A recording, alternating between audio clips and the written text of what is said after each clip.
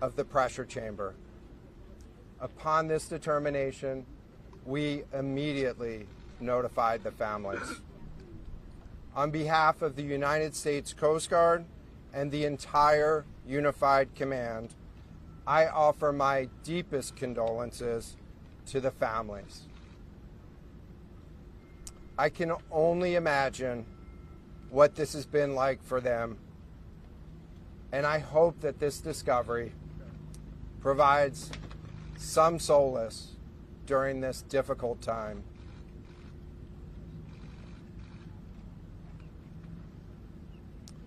Additionally, we've been in close contact with the British and French consuls general to ensure that they are fully apprised and that their concerns are being addressed.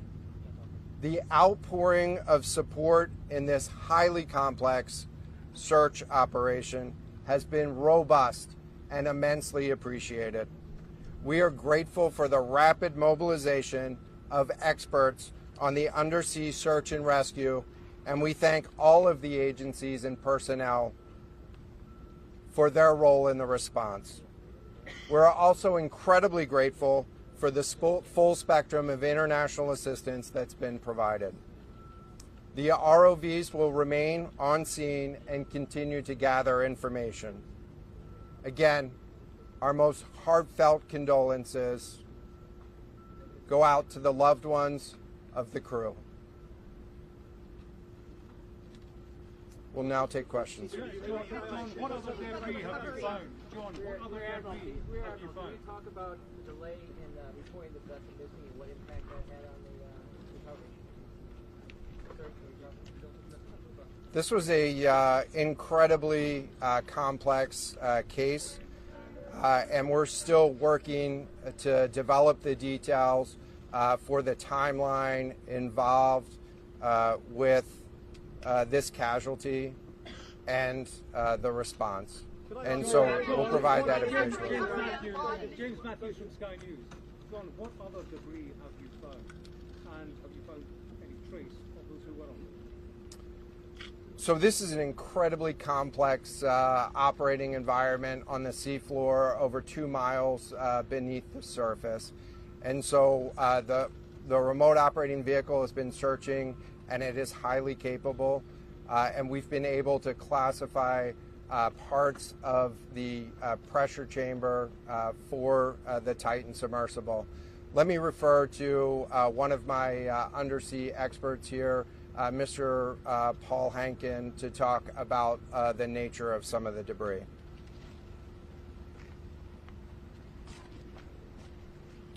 Thank you, Admiral. So essentially we found 5 different major pieces of debris that told us that it was the remains of the Titan. The initial thing we found was the nose cone, which was outside of the pressure hull. We then found a large debris field. Within that large debris field, we found the front end bell of the pressure hull. That was the first indication that there was a catastrophic event. Shortly thereafter, we found a second smaller debris field. Within that debris field, we found the other end of the pressure hull, the aft end bell, which was basically comprised of the totality of that pressure vessel. We continue to map the debris field, and as the Admiral said, we will do the best we can to fully map out what's down there. It's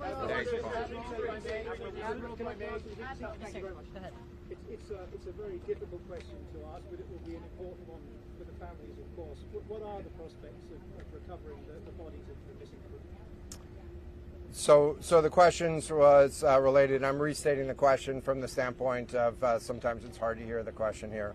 What are the prospects for recovering crew members?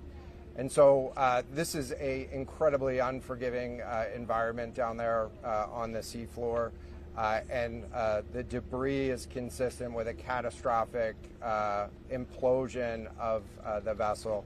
And so we'll continue to work and continue to search the area down there, but I don't have an answer for prospects at this time. Admiral, it's Tom Costello at NBC News. Is there Admiral, any this is what's suggestion? in ITV News.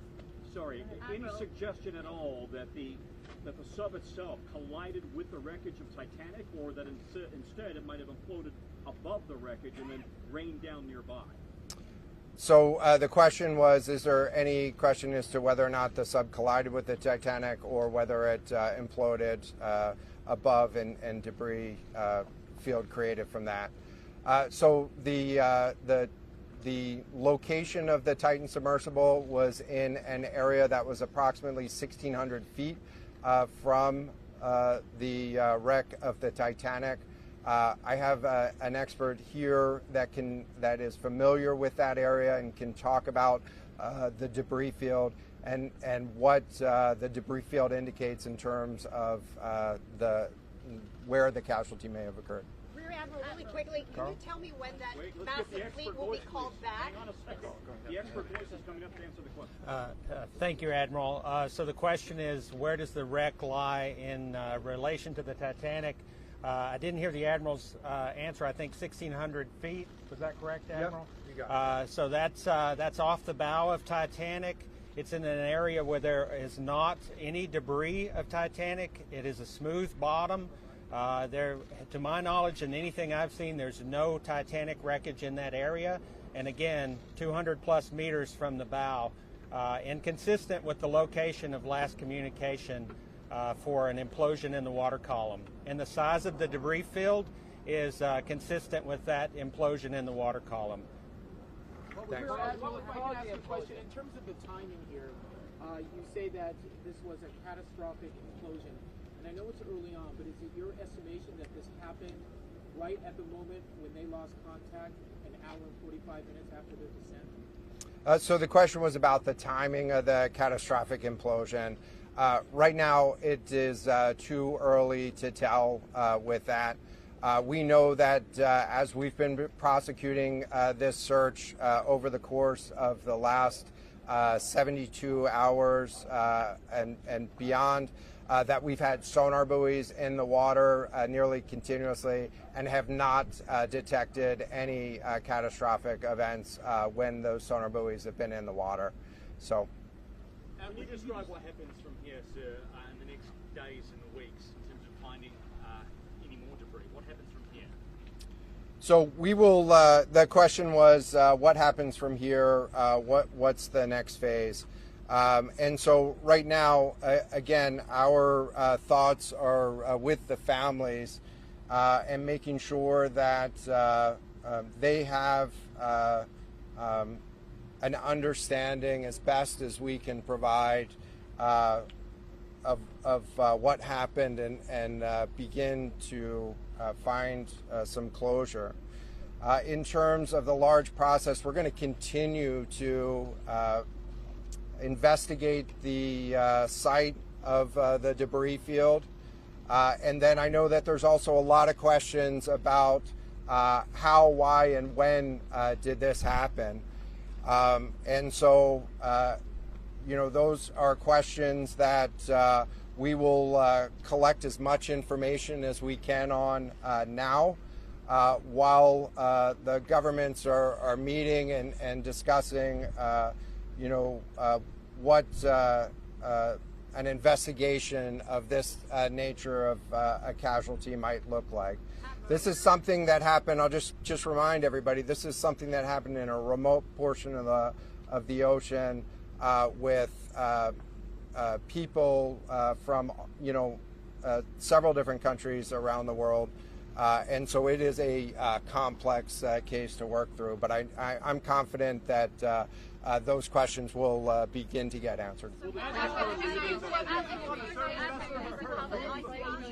the UK, is there any suggestion that time factors, speed, anything could have prevented this or saved the 5 people on board, or is this quite simply a catastrophic accident? The question was there any suggestion that time factors may have played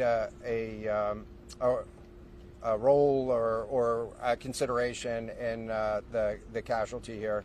And so the debris field is consistent with a catastrophic implosion of the vessel. Again, while we were prosecuting the search, we had listening devices in the water throughout and did not hear any signs of catastrophic failure from those. And so we're going to continue to investigate, or we're going to continue to document the information there and understand, based on all the information we have, the timeline. What is the state for the resources required for the investigation? Which ships will be pulling out and coming in? So the question was, what are the resources required for the investigation, and which ships will be pulling out and staying in? And so it's too early for me to talk about an investigation. That's a decision that's going to be taken outside of the search and efforts that I was leading. But we do have a number of vessels. We have 9 vessels on the scene right now. We had medical personnel on scene. We had other technicians on scene. And so we will begin to demobilize personnel and vessels from the scene over the course of the next 24 hours. But we're going to continue remote operations on the seafloor. And I don't have a timeline for when we would intend to stop remote operations on the seafloor at this point. Admiral, as a result of this, do you think there should be changes in the way these are safety rated or inspected so that this won't happen again? Yeah, the question was essentially about do you think that there should be changes in safety ratings or inspection for these standards? I know that there's a lot of questions about why, how, when this happened, and the members of the Unified Command, have those questions too, as professionals and experts that work in this environment. And this is an incredibly difficult and dangerous environment to work in out there. But those questions about the regulations that apply and the standards, that's going to be, I'm sure, focus of future review. Right now, we're focused on documenting the scene and continuing the subfloor operation. We don't know the timing here, but there was the banging noises yesterday that redirected and redeployed the ROVs to this area. Is there anything conclusive in those noises, and did that redirection and then finding this debris field today all help? So throughout the search efforts, we reacted to the information that we had available to us, and while we continued to send it off for deeper analysis. Again, really complex operating environment for us to work in.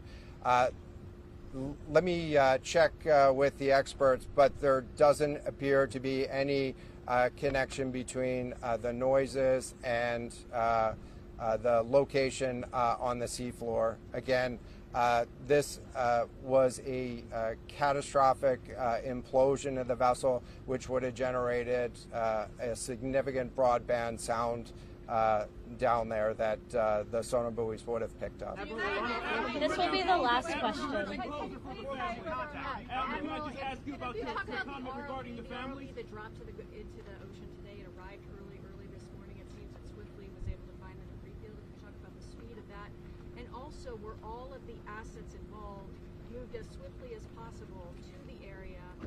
Was any help turned away, as some lawmakers have criticized the government?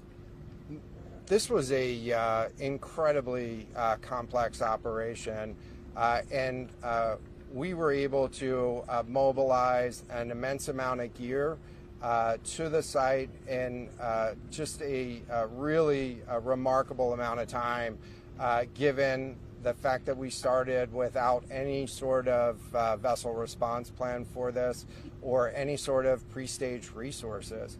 And so the equipment that was brought on site this morning that we were using was a pelagic ROV capable of operating at 6,000 meters, cameras, sonar, other articulating arms and resources on it. And it's, we had to transport it here through C-17 aircraft. This is 2 aircraft that it took to get this up here. And so we've really had the right gear on site and worked as swiftly as possible to bring all of the capabilities that we had to bear to this search and rescue effort. And it was just a huge international and interagency effort to make this happen. So I'm really grateful for all of the responders that came out to support this and really search for the vessel. It is a difficult day for all of us, and it's especially difficult for the families, and our thoughts are with the families today. But this was an immense support, and we had the right gear on the bottom to find it. So thank you. Will you attempt to recover the bodies, can we ask you? The victims, will they be recovered? Thank you so much, everyone, for attending this afternoon. There are no future planned press conferences. Updates will be shared to the USCG Northeast Twitter page, and our staff will be available to take down any questions following this. Thank you. And give us the names of the 2 gentlemen who spoke. I can get that back to you afterwards, just so I can confirm. Thank you. Thank you very much.